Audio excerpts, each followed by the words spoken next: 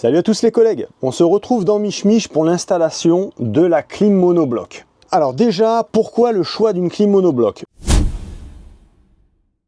Déjà, premièrement, le prix. Là, on est à 269 € pour cette clim. Une clim de toit, on est entre 1002 et 1005 hors installation. Pour avoir eu l'occasion de faire des comparatifs, à quelque chose près, ça se tient. En termes de performance de froid, on est à peu près kiff-kiff entre une clim de toit et ce genre de clim, a l'avantage que ce genre de clim n'encombre pas de l'espace sur le toit. Donc moi j'ai préféré privilégier le plus d'espace possible pour mon installation solaire sur le toit, pour déjà optimiser mon parc solaire, et deuxièmement pour avoir testé encore une fois les clims de toit sur divers camping-cars, ça reste quand même relativement bruyant au niveau du toit et ça nous fait quand même un poids assez important aussi là-haut.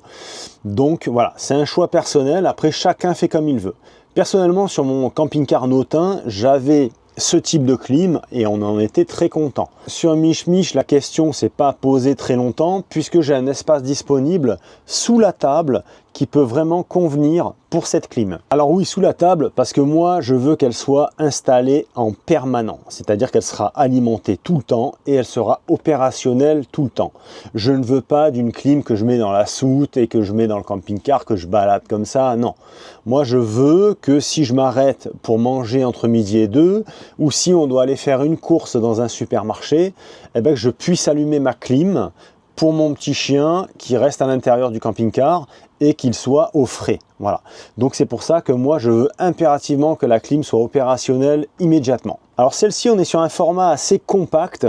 Je vous mettrai le lien en description de la vidéo si vous voulez aller regarder son format.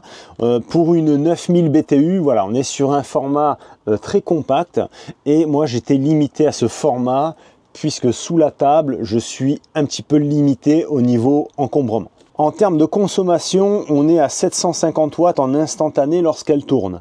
Donc, je pourrais tout à fait la faire tourner en autonomie. En autonomie, il ne faut pas rêver, n'espérez pas faire tourner cette clim pendant 8 heures. Moi, avec l'installation que j'ai, donc au niveau du parc 220, la P280 de chez Aferri, la P280B, donc c'est-à-dire l'extension, on est à 4096 Wh. Je pense que cette clim, je pourrais la faire tourner 5 heures, mais aucun intérêt, puisque encore une fois au bout de 5 heures le parc 220 est complètement HS. Alors là j'ai enlevé ma table, donc moi vous voyez c'est un petit peu particulier, j'ai la table qui est prise ici sur la cloison du camping-car. Donc elle est fixée sur ce rail et en dessous on a le chauffage de route. Alors le chauffage de route, moi personnellement je ne m'en sers absolument jamais. Donc l'idée, ça va être d'enlever ce chauffage de route. Je vais aussi récupérer l'encombrement ici qu'on a derrière et y compris l'encombrement qu'on a ici. Donc la clim va venir sensiblement à peu près à la même longueur que le chauffage de route. Un petit peu plus quand même, puisqu'on a quand même l'évacuation d'air à l'arrière. Et voilà, au niveau de la hauteur, on va arriver pile poil. Alors il va falloir que je voie quand même, parce que là j'ai une gaine de chauffage et je ne sais pas trop où elle donne. Alors je ne sais pas si c'est pas la bouche qu'on a dans le double plancher technique. Il va falloir que je regarde un petit peu ça. Donc ne prenez pas ça pour argent comptant, c'est du cas par cas. Moi, ce modèle de clim avec ce format rentre impeccablement bien sur mon camping-car. Une chose également, moi j'ai opté pour une clim Wi-Fi. Ce qui veut dire que via une application, en fait, je vais pouvoir la piloter à distance. Alors, il faut bien sûr qu'elle ait un point d'accès Internet. Moi, dans mon cas, vous le savez, j'ai le routeur Wi-Fi, donc elle sera connectée en permanence. Au niveau de mes tests, donc là, pour rappel, on est vers le mois d'avril, milieu avril. Alors, à 9h38, j'ai allumé la clim, il faisait 23,3. À 9h55, on avait perdu plus d'1 degré, on était à 22,2. Et à 10h19, j'étais à 21. Et après, j'ai stagné à 21, je suis remonté légèrement, puisque vers midi, en fait, on a vraiment le camping-car qui est en plein cagnard, puissance du soleil au maximum, et encore une fois, tous les lanterneaux qui ne sont pas traités au niveau solaire, et c'est des véritables fournaises. On va dire qu'un lanterneau au soleil avec le store qui est tiré aux 3/4 pour éviter que ça fasse un phénomène d'effet de serre et que ça vienne endommager ce lanterneau, là c'est comme si vous avez l'équivalent d'un chauffage de 500 watts par lanterneau. Donc vous voyez, il faut aussi voilà, travailler sur le reste. C'est-à-dire que ce genre de clim avec du film anti-UV et surtout anti-chaleur sur tous les lanterneaux du toit, y compris le Skydome, plus potentiellement un sopplaire sur l'avant lorsqu'on est stationné, là croyez-moi la différence va être assez énorme. Donc le chauffage de route, vous avez forcément une alimentation 12 volts que moi j'ai déconnecté. Et le principe même du chauffage de route, voilà, vous avez une arrivée d'eau et une sortie. Vous voyez d'ailleurs on a eu peut-être par le passé une petite fuite qui a fait, bon c'était pas très important, mais ça a laissé un petit peu de dépôt au niveau de la durite. Alors le principe du chauffage de route, c'est une bifurcation du liquide de refroidissement que nous avons dans le moteur, c'est-à-dire que ça part, ça vient ici réchauffer un petit radiateur, on va dire intégré à ce petit chauffage, avec un système de soufflerie pour extraire en fait la chaleur accumulée dans le radiateur en question, et après ça repart au moteur. Bon les amis, c'est bon, après investigation j'ai trouvé exactement où on est au niveau du moteur, donc je vous montre ça immédiatement. Alors au niveau du moteur, donc eh ben, c'est celle-ci. Voilà, il y a celle-ci, que je regarde bien, oui. Celle-ci, elle part alimenter ce fameux chauffage de route. Et en dessous, ouais, c'est elle, ici. Donc celle-là et celle-là. En fait, il faut neutraliser les deux. Alors, deux solutions s'offrent à moi. Soit je bouche ici, au niveau de la durite, ou alors je trouve des manchons eh ben, pour pouvoir remanchonner ici. Donc je vais essayer de voir si je peux trouver des manchons. Ça me plairait plus, et comme ça en fait je supprime totalement en fait le système de T, hein. Là c'est un T, voilà, là et là, et ainsi eh ben, on serait tranquille. Donc je vais regarder un petit peu si j'arrive à trouver quelque chose et je vous reprends ensuite. J'étais à deux doigts en fait de découper mon vieux guidon de VTT puisque le diamètre était quand même assez ressemblant à ce qu'on avait, mais j'étais un poil gros.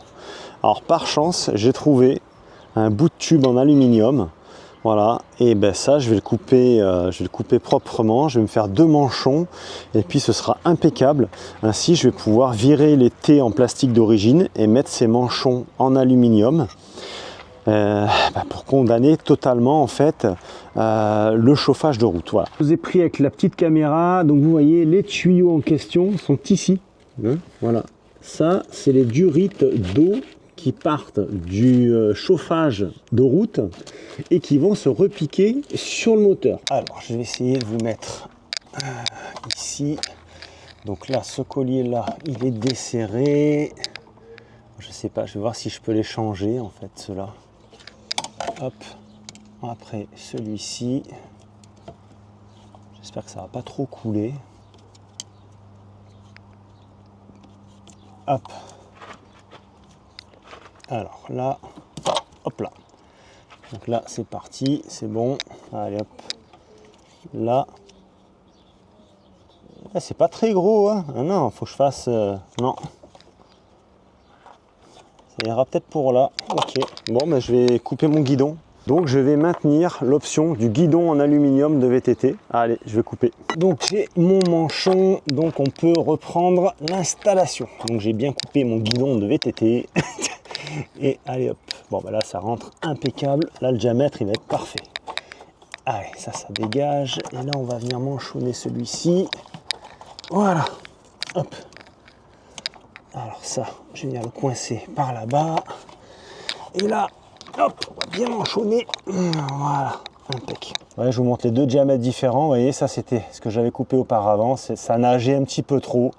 Là, celui-ci, voilà, le truc de guidon de VTT, c'est nickel. Celui-là, il faut que je le nettoie. D'ailleurs, je ne l'ai pas nettoyé encore celui-là. Maintenant, ça va être pour lui. Donc là, c'est des systèmes de pinces comme ça. Donc là, par contre, on va mettre des bons colliers. Hein. On va enlever ce système. Hop, celui-là. L'autre, on va l'emmener.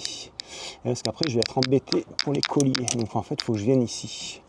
Ouais, il faut que je les sorte. Voilà. Donc là on est bon. Et puis même punition que pour l'autre. On va déboîter tout ça.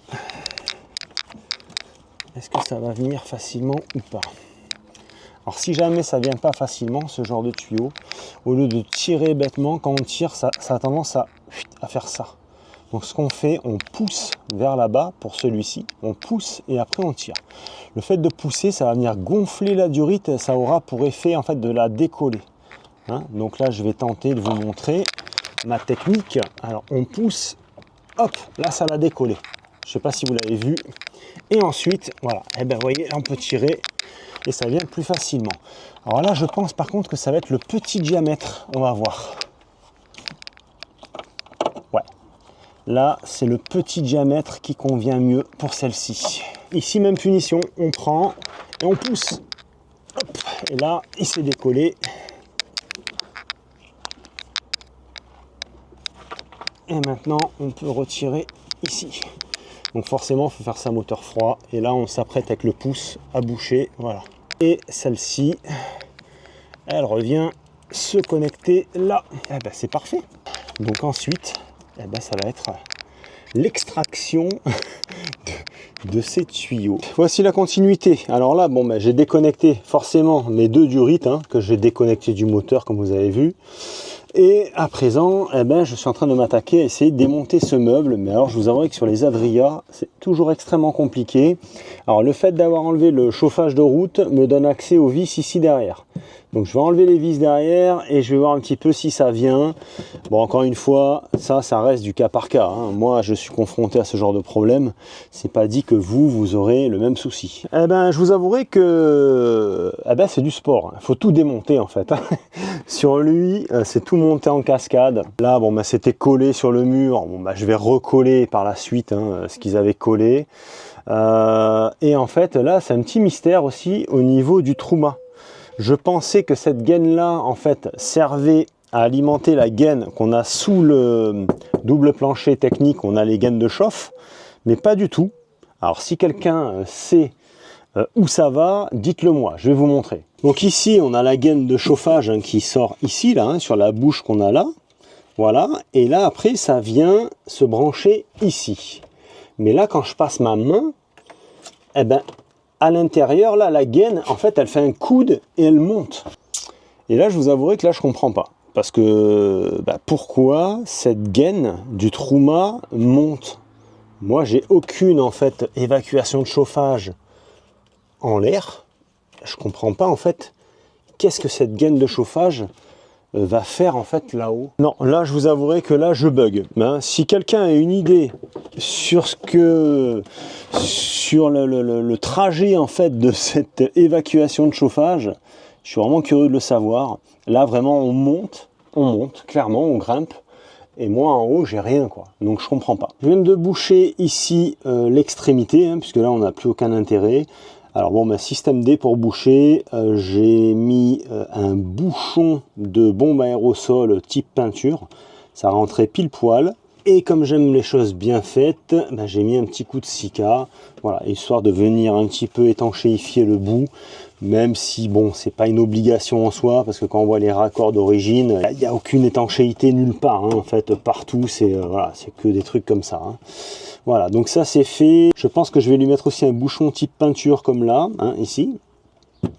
Et puis il va falloir que j'aille boucher maintenant les deux gros trous qu'on a là en bas qui servaient à faire passer les tuyaux d'alimentation du chauffage de route. Donc les fameuses durites d'eau, donc il va y avoir bien 2 mètres, 2 mètres 50. Voilà, ici on a un conduit d'air, alors ça je vais quand même le garder, on ne sait jamais, ça peut toujours servir. Et le fameux bloc chauffage de route, voilà. Alors les copains, ça commence à prendre forme.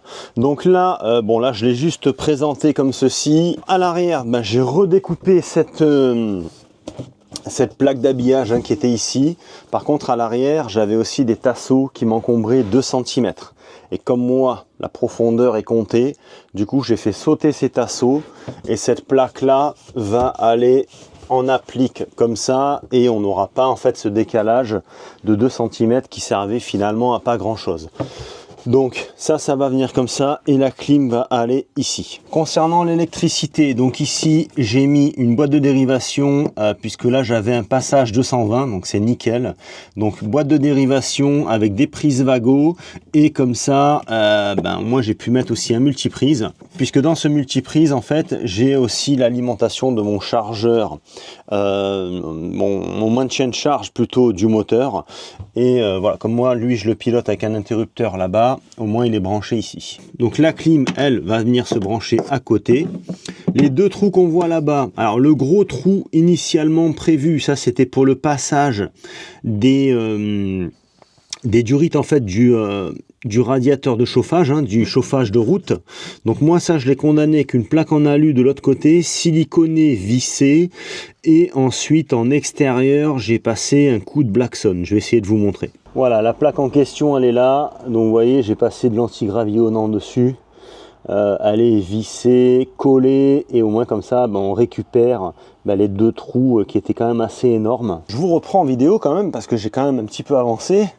Alors je vous montre, donc là j'ai complètement découpé ma plaque ici, j'ai enlevé les petits tasseaux de 2 cm, j'ai fait une pose à blanc, j'ai une marge en fait de 3 cm, donc c'est impeccable. J'ai installé ici en fait mon gabarit à l'arrière de la clim, hop comme ceci, puisque là c'est le montage final. Je l'ai collé à la paroi, j'ai pu tracer la moitié ici du cercle parce que ça passe facilement. Puis l'autre moitié, je l'ai fait ensuite en retirant la clim. La grille qui est prévue pour l'extérieur, la voici. Donc on est sur une grille forcément qui va empêcher la flotte de rentrer. Et j'aime beaucoup ces grilles, c'est ce que j'avais mis moi à l'époque sur l'arrière de ma porte de soute. Et j'aime beaucoup ces grilles parce qu'elles laissent passer voilà, un gros volume d'air, vous voyez ? On a vraiment un gros volume d'air qui passe à travers. Et voilà, donc à l'arrière, ou plutôt à l'extérieur, la découpe sera celle-ci. Et grosso modo, ça va nous donner ça. Au niveau de l'évacuation, donc intérieur, extérieur. Je vous pose et on va s'occuper de faire un trou dans le camping-car. Bon, moi, c'est des choses qui me font pas peur, hein, je vous le dis tout de suite. Allez, c'est parti et c'est pour la bonne cause. Donc c'est parti en fait pour faire le trou. Alors là, un trou avec une mèche, une scie sauteuse avec une grande lame. Parce que là, pour tourner, ce sera quand même plus pratique. Allez, je vous laisse et on se reprend ensuite une fois que le trou est fait. Et voilà. Alors, j'ai mis du papier scotch ici pour éviter en fait qu'à la découpe ça vienne éclater le support, hein. Voilà, donc comme ça vous avez la petite technique.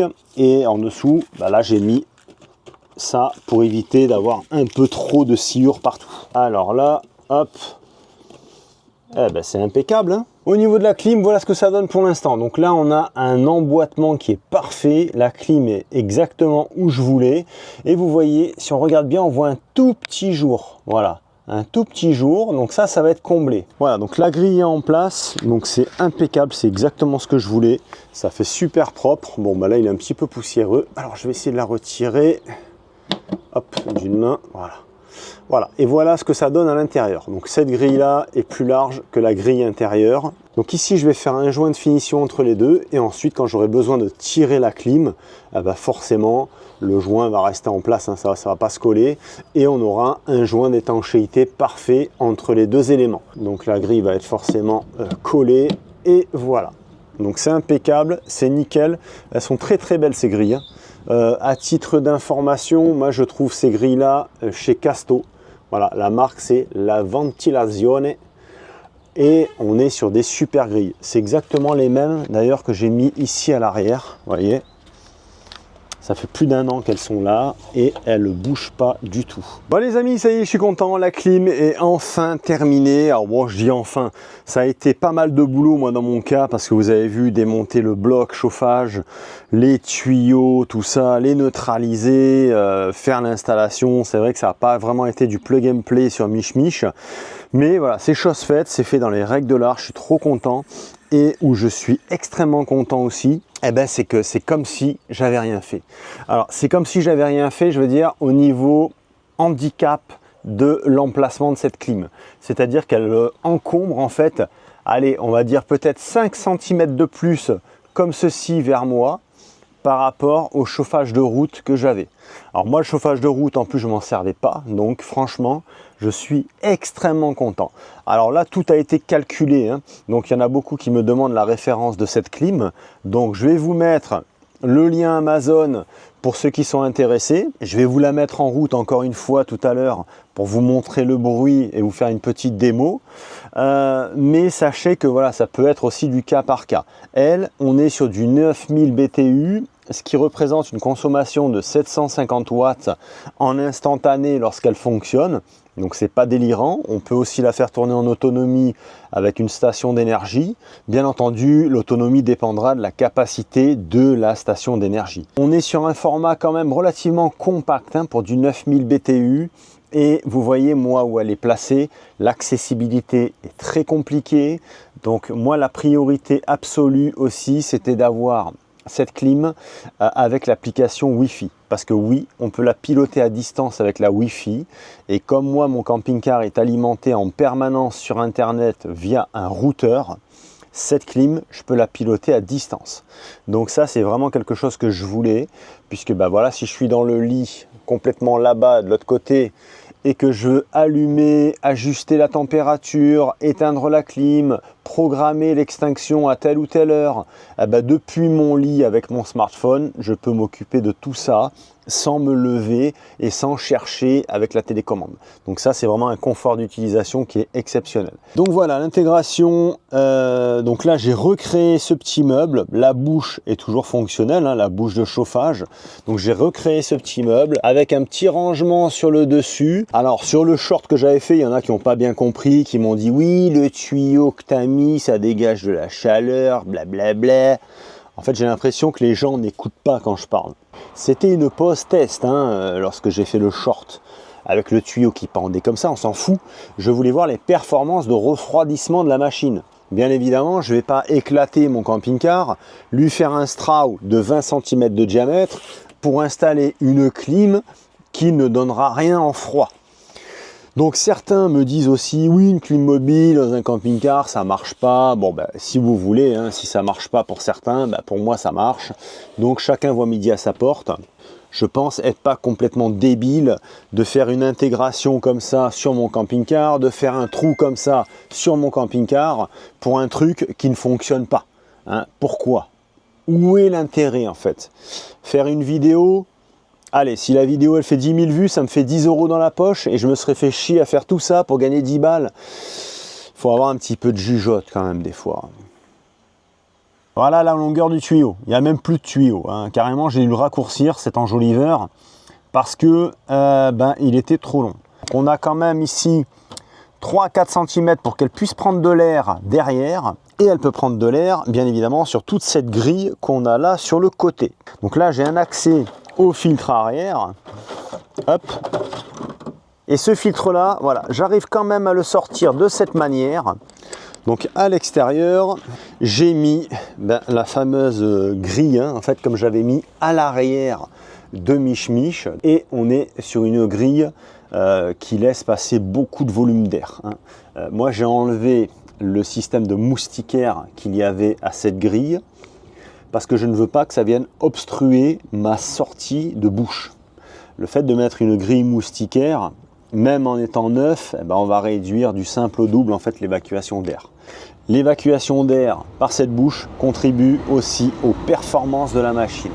Donc il faut bien faire attention que celle-ci soit un maximum ouverte. Comme on peut le voir sur cette grille, vous voyez, voilà, là on voit clairement le rond à travers, vous voyez, on a un très très bon volume d'air.